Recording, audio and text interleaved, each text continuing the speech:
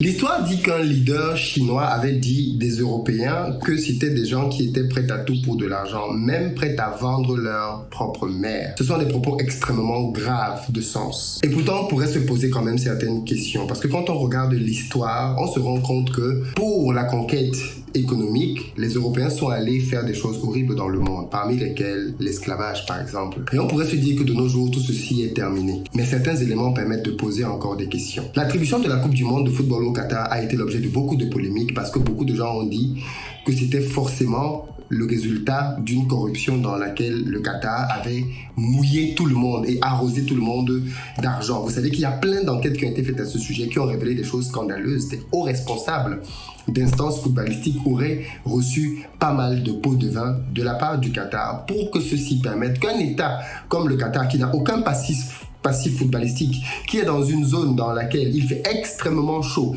et pour laquelle on est d'ailleurs obligé de changer complètement la période à laquelle la Coupe du Monde doit se tenir, se retrouve en train d'organiser une Coupe du Monde, événement footballistique majeur de la planète, même pas événement sportif majeur de la planète. Comment est-ce possible? On dit que c'est à cause de l'argent. Mais maintenant donc, on va parler du revers de la médaille. Parce que je ne sais pas si vous êtes au courant, mais les Qataris viennent de sortir un certain nombre de règles par rapport à leur Coupe du Monde. Et depuis que ces règles sont sorties, beaucoup d'Européens sont en train de pleurer. Parce qu'on risque d'assister à la Coupe du Monde la plus chaste de toute l'humanité. Beaucoup d'entre vous ne le savent peut-être pas, mais les grands événements sportifs sont aussi les occasions d'orgie et de sexe comme pas possible. Je vous invite à vous renseigner là-dessus.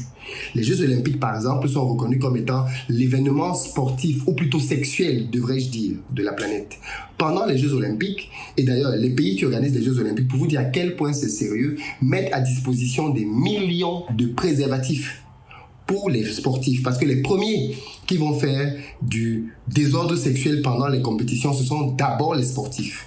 Et ensuite, bien évidemment, le restant des personnes et des supporters qui viennent pour passer 15 jours, un mois d'événements sportifs. Et donc, on le sait aujourd'hui, les événements sportifs sont des lieux, notamment les événements sportifs internationaux, sont des lieux de grandes orgies sexuelles. Et donc, le Qatar a décidé de s'attaquer à ça. Et ils ont donc publié un certain nombre de règles scandaleuses. Ça va être la chimamelu, la Coupe du Monde au Qatar. Pour ceux qui ne savent pas encore ce qui vous attend là-bas, prêtez attention parce que ce que je vais vous dire maintenant va vous choquer.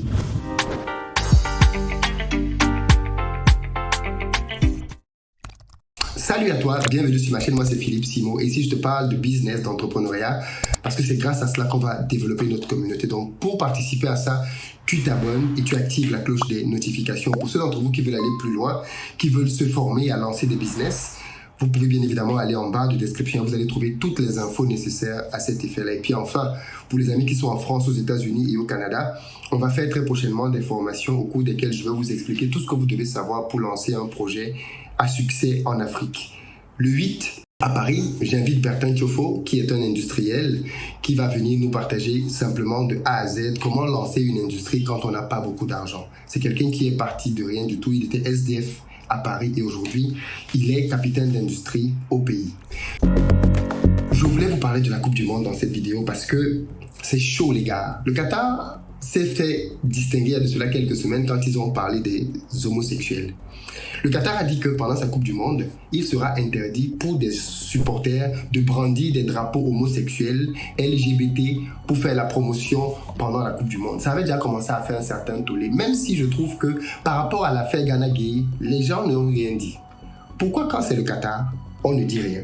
Et quand c'est Ghana Gay qui refuse de jouer un match, tout le monde se déchaîne sur le pauvre Ghana Gay. Mais je veux qu'on parle aussi dans cette vidéo de l'hypocrisie du Qatar. Mais on va arriver à ça. Commençons d'abord par parler des interdictions du Qatar. Le Qatar a dit que chez eux, il est interdit qu'un supporter fasse la promotion de l'homosexualité parce qu'on vient dans un stade de foot pour voir un match, pas pour faire la propagande de quoi que ce soit d'autre. Donc, pas de drapeau homosexuel pendant la Coupe du Monde. Les lobbies homosexuels n'ont rien dit, ou du moins pas grand-chose. Ensuite, cette semaine, un certain nombre de règles ont fuité. Et là, c'est chaud. Moi-même, je voulais aller au Qatar pour suivre la Coupe du Monde. Mais écoutez donc les règles que le Qatar sort maintenant. Première règle, il est interdit d'avoir des rapports sexuels avec quelqu'un qui n'est pas ta femme au Qatar. Le Qatar, c'est un État musulman, islamique. Donc, c'est interdit de d'avoir des rapports sexuels avec une femme qui n'est pas ta femme au Qatar. Ceci est déjà interdit par la loi aujourd'hui et cette interdiction va s'appliquer pendant la Coupe du Monde. Et oui, les amis, c'est strictement interdit. Ça veut dire que les footballeurs doivent ramener leurs épouses s'ils veulent avoir des rapports. Ça veut dire que, parce que je vous rappelle que la Coupe du Monde au Brésil, vous savez bien, beaucoup de footballeurs allaient prendre des Brésiliens dans les rues, les ramenaient dans les hôtels, ils faisaient plein de choses. À ce titre-là, d'ailleurs, beaucoup de pays africains avaient eu des scandales parce que des joueurs allaient prendre des Brésiliens dans les rues, les ramenaient dans les hôtels, tubaient les hôtels avec leurs Brésiliennes et tout. Donc, Qatar, c'est interdit. Pas de joueur qui va aller chercher une femme dehors. Deuxièmement, les rapports homme-homme sont interdits, mais ils vont même plus loin, ils disent que la sodomisation est interdite. Ça veut dire que même si vous êtes homme-femme et que vous vous livrez à cet exercice-là, c'est interdit. On peut se demander, mais comment ils vont savoir? Les amis, on est au Qatar. Rien ne dit qu'il n'y aura pas des micros et des caméras un peu partout. Ensuite, si vous êtes pris en flagrant délit, vous êtes passible de 7 années de prison, applicable tout de suite. C'est-à-dire que tu peux aller en Coupe du Monde au Qatar, tu dis que tu vas voir le foot et tu ne reviens pas en fait. Parce qu'on t'a surpris, soit avec la femme de quelqu'un qui n'était pas ta femme, soit avec ta kisa, soit avec ton deuxième ou troisième bureau. Donc tous ceux qui voulaient aller au Qatar, avec le deuxième, troisième, quatrième bureau, c'est mort. Les gens qui travaillent dans les ministères, là, qui ont les petites dans les ministères, et qui chaque fois qu'ils voyagent en délégation, les amènent avec eux, c'est mort. Vous ne pourrez plus amener vos petites à la Coupe du Monde, parce que les Qataris vont vous démasquer, et c'est foutu pour vous, vous allez rester là-bas en prison. Donc si un gars dans la fédération vous dit que non, allons-y, ça va bien se passer, il vous ment. On va vous bloquer là-bas au Qatar. Je vous préviens déjà. Allons plus loin. Les Qataris ne se sont pas arrêtés là. Mais je vais d'abord vous dire qu'à cause de ça, il y a un business qui est né. Maintenant, les gens commencent à créer les faux actes de mariage. Oui, oui. On crée un acte de mariage, vous allez remplir vos noms simplement à la main. Donc, si on vous attrape là-bas au Qatar, tu as même peut-être tes 5 actes de mariage. Si on t'attrape avec une fille, tu tournes devant les papiers. Non, non, c'est ma femme, voilà l'acte. Donc, les Africains sont en train de préparer la riposte. Parce qu'ils veulent quand même aller faire leurs histoires. Les faux actes de mariage sont en train de sortir déjà. Mais les Qataris ne se sont pas arrêtés simplement là. Ils vont encore plus loin. Ils disent que pendant la Coupe du Monde au Qatar, interdit, strictement interdit, les tenues suggestives. Dos dehors, interdit. Ventre dehors, interdit. Décolleté, interdit. Les épaules dehors, interdit. Donc vous devez porter, comme moi, là, les t-shirts, les trucs qui coupent là, c'est fini. Et pourtant il fait très chaud là-bas, hein. C'est interdit. Donc mesdames, oui, pas de vêtements moulants au Qatar. Pas de vêtements moulants au Qatar. Ça va être très très très strict. Très très très strict. Il fait chaud, tu portes ton t-shirt. Les histoires de oh il fait chaud, oh non non, c'est pas de ça au Qatar. Ils vont encore plus loin. Et ce point-là, il est en grande discussion. Les Qataris disent qu'ils ne veulent pas la bière. Et là, les Anglais et les Allemands ont dit bonjour, nous on ne va pas venir.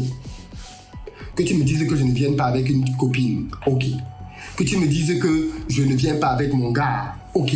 Mon deuxième, mon troisième bureau, ok. Tu dis qu'elle ne peut pas boire la bière, yo. Football sans bière, est-ce que c'est encore le foot? Nous, on ne vient plus. Donc, le point sur la bière est en train d'être discuté. Et peut-être que les Qataris vont faire une exception sur le point sur la bière pour que les gars puissent boire après les matchs de foot. Parce que sinon, les Anglais disent que ce n'est plus le foot. Comment tu peux aller au football et tu ne bois pas avant le match? Tu ne bois pas pendant le match et puis tu ne bois pas après le match? Est-ce que c'est encore le foot? Donc, les Qataris sont en train de négocier sur ce point-là. Mais pourquoi est-ce que les Qataris mettent tout ça en avant? Parce qu'ils disent qu'ils sont un État islamique. Maintenant, je veux qu'on parle de l'hypocrisie du Qatar en 2 points. Le premier point, ce sont les morts dans les stades pendant la construction au Qatar. Est-ce que l'islam autorise que l'on laisse les gens mourir dans des conditions aussi ignobles? On le sait tous, non. Par contre, plein de rapports pointent du doigt la responsabilité du Qatar dans la mort de centaines, voire de milliers d'ouvriers pendant la construction des stades. On va avoir des stades magnifiques, des stades qui sont climatisés. Mais il faut se souvenir que ce sont les stades du sang. Ce sont des stades qui ont été construits sur la base de la mort d'innocentes personnes venues travailler au Qatar dans des conditions juste incroyables, avec une température juste qui n'a pas d'égal et dans lesquelles ils ont trouvé la mort. Ça, on le sait aujourd'hui, c'est documenté clairement. Voilà aussi le sang que les Qataris ont entre les mains. Mais ça, on dirait que pour ça, ils respectent moins l'islam. Allons-y un peu plus loin. Et ça, c'est peut-être l'autre hypocrisie. C'est le cas Ghana Gay. Vous savez tous que le Paris Saint-Germain, autrement appelé le Qatar Saint-Germain, est un club de foot appartenant au Qatar. Qu'est-ce qui s'est passé avec Ghana Gay?